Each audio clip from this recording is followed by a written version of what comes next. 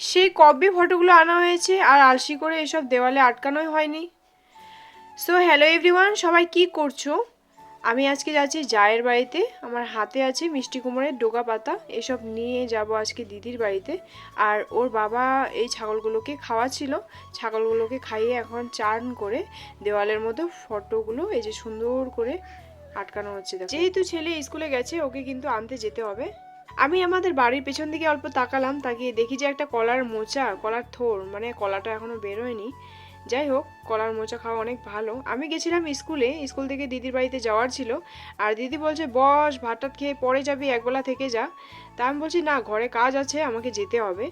আর ঠাকুর পূজা দিয়ে রেখেছে সুন্দর করে দিদির বাড়িতে, দেখে ভালো লাগলো। আমাকে এখন বেরোতে হবে এখান থেকে।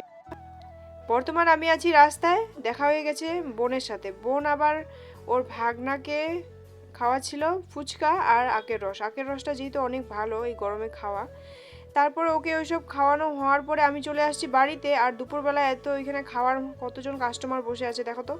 ইস রাম, তোমরা এই শশা মাখা খাওয়ার জন্য এতগুলো কাস্টমার বসে আছো, কি অবস্থা দেখো। আচ্ছা বন্ধুরা, তোমরা কলা পাতায় ভাত খেতে ভালোবাসো কি? আমাকে তো ভীষণ ভালো লাগে, আমি ছোটবেলায় অনেক খেয়েছি আর এখনো মনে পড়ে সেই দিনগুলো।